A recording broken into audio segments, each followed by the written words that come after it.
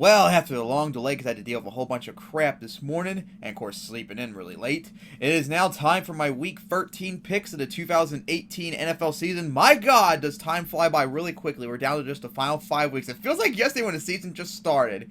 Anyways, last week I went 10-5. That is the second best. Well, actually, no, in terms of winning percentage, it's actually my second best week.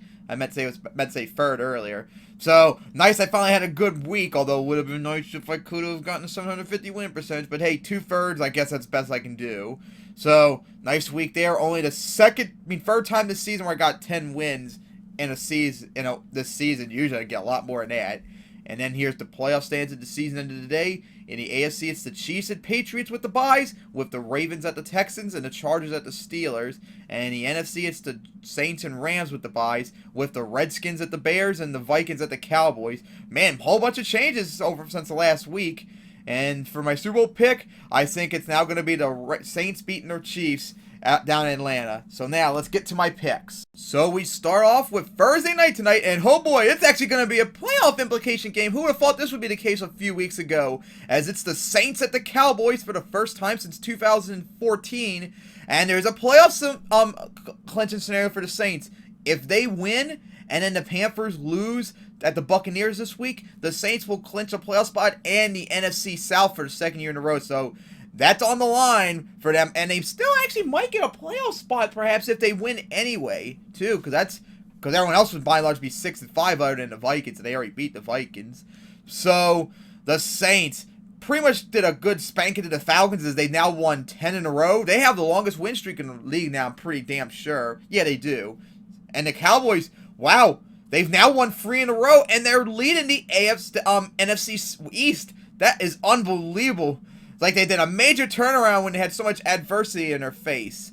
But now they're going to have a real test with the number one team in the league right now, at least the number one team in the NFC.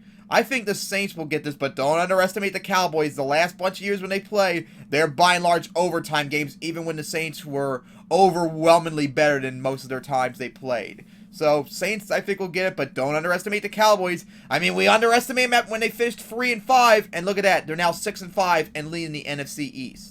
And then we get to Sunday action, starting off with the Ravens at the Falcons for the first time since 2010, as the Ravens destroyed the Raiders, although it did not look pretty since I saw that game. They've won 2 in a row and right back in the playoff race. Meanwhile, the Falcons, oh my God. After recovering going 4-4, they're now 4-7. Oh, geez, nothing is going right for them this year. The injuries, the terrible defense.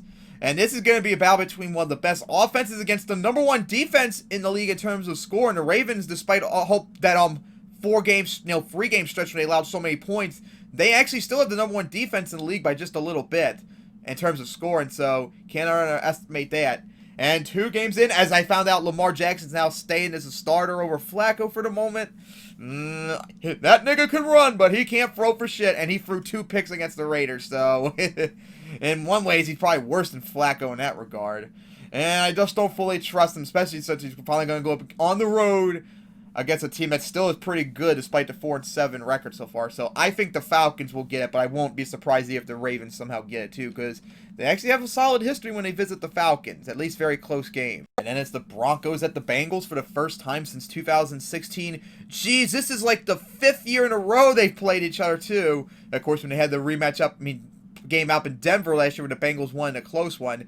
The Broncos have now won 2 in a row, very close games, and of course the Steelers only let them win because they blew it and choked. But hey, 5-6, they've already matched their win total from last year, and they won 2 in a row and still in the playoff race. Meanwhile, the Bengals, oh my God, they've lost 3 in a row, and they got destroyed by the Browns. And in the last few weeks, they've actually been destroyed at home. So, nothing's going right for them. I think not AJ Green, although AJ Green has been missed the last few weeks, but more importantly, I think Andy Dalton is now out for the season with that thumb injury.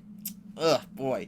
And you don't have AJ McCarron to rely on anymore, so yeah, you're probably not in good shape. I'm picking the Broncos for this, but I won't be surprised if the Bengals somehow get this. We get to a possible shootout, as it's the Rams at the Lions for the first time since 2016. As, like I mentioned before, when it came last bunch of weeks for the Rams and Seahawks. If the Rams win or the Seahawks lose, they will clinch a playoff spot and the NFC West for the second year in a row. And of course, this could be an offensive shoe like I mentioned earlier, because last time these bet 2 years ago in 2016, when the Rams were such a terrible team, they still put up an offensive powerhouse in that game against the Lions. So you can't underestimate that, especially when they're much better now.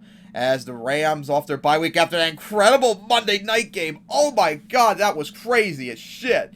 And the Lions, they were playing so well against the Bears until Matthew Stafford laid an egg in the fourth quarter. Ouch. Definitely wasn't looking good right there. I think the Rams will get this one, but don't underestimate the Lions, especially since they beat a whole bunch of pretty good teams throughout the season that we all thought they weren't going to beat. And then we get to a game that I actually somehow missed on my picks until I just saw it right now, so good thing I got that out of the way, as it's the Cardinals at the Packers for the first time since 2012, as the Cardinals, if I'm correct, I'm pretty sure if I'm correct, yeah, if they lose and two teams that are 6-5 right now in the NFC wildcard race get a 7th win, they will be officially eliminated from the playoffs for the 3rd year in a row. Meanwhile, the Packers, nothing is going right for them, especially on the road. Oh my God, they are so terrible this year. I feel so bad for Aaron Rodgers, as you see him every time they play a game on Sunday night and Monday night and Thursday night, that he keeps looking miserable every time he gets sacked and such. But hey, they're at home against a pretty shitty Cardinals team, so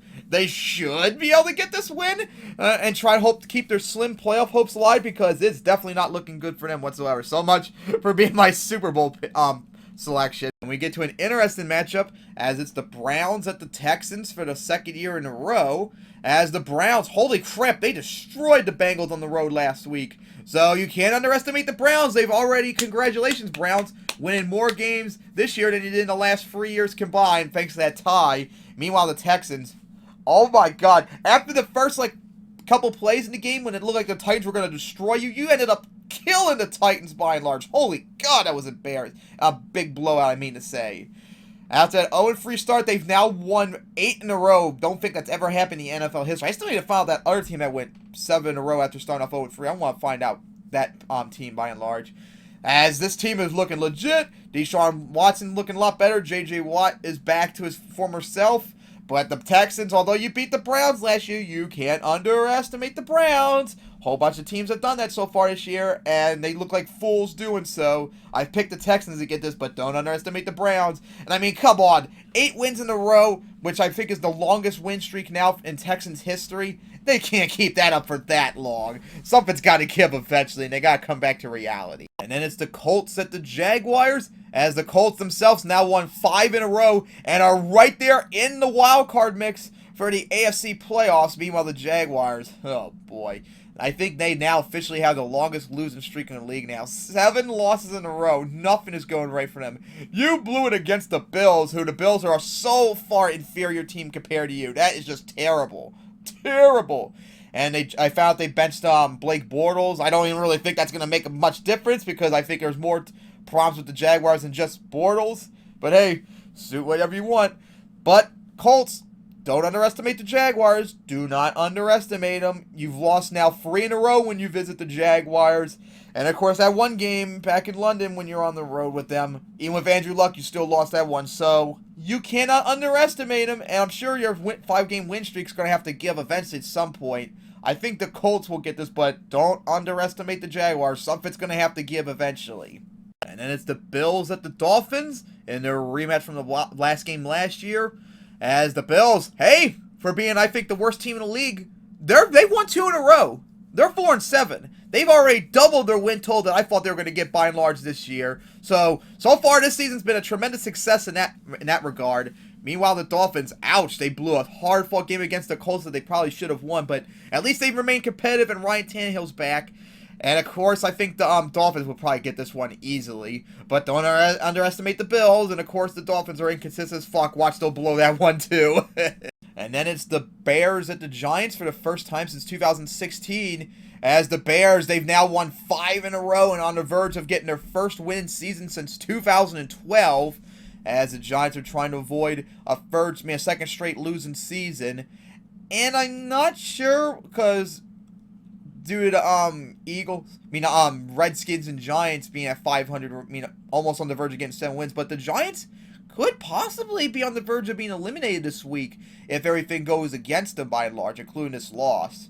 But I'm not fully sure off the top of my head, so they still might be in even if they lost this Sunday. And the Bears, of course, still would not get a playoff spot, nor the NFC North title yet this week. I picked the Bears for this one, but don't underestimate the Giants. They played a lot better these last few weeks, and they're looking pretty sharp. Then it's the Panthers at the Buccaneers. As like I mentioned earlier, if the Panthers lose this and the Saints win, they will officially clinch the NFC South in a playoff berth for the Saints. As the Panthers, oh my God, 3 weeks ago it looked like they legit were going to be a threat to the Saints. Now they've lost 3 in a row. Oh my God. That loss against the Steelers was an obvious omen to their misfortunes. They've already matched their loss total from last year. Meanwhile, the Buccaneers destroyed the 49ers last week, and they looked pretty damn impressive. So, looking good in terms of the Buccaneers in that regard, but yeah, nothing's looking right in terms of their record, and they're way out in the playoff race.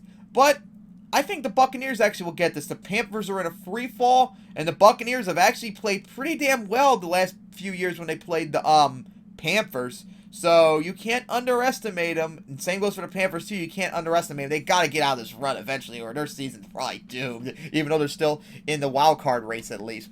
But I picked the Buccaneers at least for right now on this. And we get to the 4 p.m. games, starting off with the Chiefs at the Raiders, as the Chiefs finally off their last bye of the season as they lost that close, incredible Monday night game against the Rams.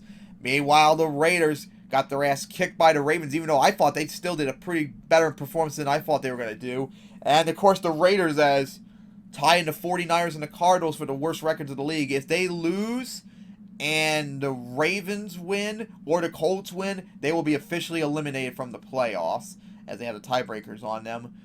And, of course, the Chiefs, depending on what happens, they might make a playoff berth if they win and all the 6 and 5 teams lose as well. But I'm not fully sure off the top of my head. Don't know the tiebreakers yet. But I picked the Chiefs for this one, but don't underestimate the Raiders. They've played pretty tough, at least when they host them. Even though the Chiefs do admittedly have a winning record against the Raiders by and large when they visit them. So don't underestimate that. We'll see what happens. And then it's the Jets at the Titans for the first time since 2014, as the Jets have now lost 5 in a row and are on the verge of getting their 3rd straight losing season. Meanwhile, the Titans, oh my God, they've lost 2 games in a row on the road against division opponents, and they got destroyed by both the Colts and Texans, especially when they put up at least a good performance at first against the Texans. Well, I started to think, oh boy, it looks like this is going to be a rout for them, but of course that ended up not being the case. This is a do-or-die game for both of them, especially for the Jets since they can't no longer win the NFC East title. And they're pretty much probably out of position now to get the 5th seed in the AFC wildcard race. They better hope that they win out and get that 6th seed. Because I'm starting to get the funny feeling that Todd Bowles might be fired very soon. It could possibly happen. And, of course, I think the Titans will get this one, but don't underestimate the Jets. They've actually had a pretty good history when they visit the Titans, by and large. Not to mention they haven't lost to the Titans since, I think, that 2012 game. No, 2013 as well. So it's been a couple while since the Titans last beat the Jets, but don't underestimate them. Then we get to a game that I thought was going to be big. It's still big, but not as big as I thought it was at the beginning of the season. I still thought this should have been Sunday night instead of the Packers game, as it's the Vikings at the Patriots for the first time since 2010. As the Vikings got that big win against the Packers, as thanks to that tie against the Packers, that actually could help them right now possibly in that weird record, as they have the 5th seed right now in the NFC playoff race. Meanwhile, the Patriots have that free game lead right now on the Dolphins in the AFC East. And if they win and the Dolphins lose, they could possibly be in contention of winning the division, but I'm not quite sure, especially since they got to still play 3 more games, so probably not. And of course, on the verge of getting their fucking 18th straight win season. Oh boy.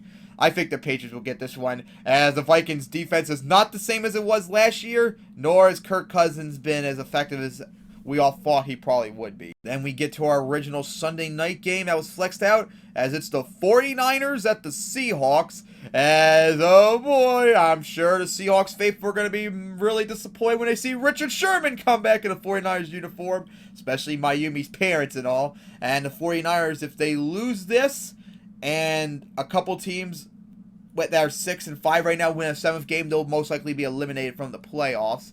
I think the Seahawks will get this one, as the Seahawks now won, what was it, like, 2 in a row, actually, I think, or something like. No, I think they did win 2 in a row, and they're still right in the playoff race. They're doing a lot better than anyone ever thought they were going to be, by and large, this year, although I thought they were going to be around this length still, by and large. I think the Seahawks will get this. Don't underestimate the 49ers here, because both their games the last few years have been pretty damn close to what they used to be. And we get to our big Sunday night game. Oh boy, this is gonna be sick, as it's the Chargers at the Steelers for the first time since 2012, as the Chargers are on the verge of getting back-to-back win seasons. Same goes for Steelers getting another win season 2 if they win this one, as the Chargers, holy crap, 8-3, absolutely dominating that 5th seed in the wild card race in the AFC playoffs, and still right on the Chiefs' ass to get the division crown, possibly, after they destroyed the Cardinals last week. Phillip Rivers had that incredible day. And the Steelers, well, it's the Steelers. What do you expect? Every year they're going to lay an egg against a team that's far inferior to them. Oh my God, that blocked field goal, that turnover in the end zone, when the receiver caught that ball. Oh man, those could have won the game right there if they just went their way. But of course the Steelers always got below games by and large. Think the Steelers will get this one, but don't underestimate the Chargers, Steelers, especially since they kicked your ass last time they visited you in 2012. It's going to be one hell of a game, and since they're going to be playing in the playoffs right now at the season of the day, this would be a good preview of what we could expect if that happened again. And then we get to Monday night, a big showdown in the NFC East, which, shit, we could possibly have a freeway race if you think about it, as it's the Redskins at the Eagles. 2nd year in a row, it's on Monday night. As the Redskins, of course, they're in a free fall without Alex Smith. They now lost 2 in a row, although they're surprisingly still in the playoff race right now at the season of the day. Meanwhile, the Eagles, they made that comeback against the Giants. That was way too close. You should have blown out the Giants by and large. That definitely isn't a good sign for you. But I think the Eagles will get this one.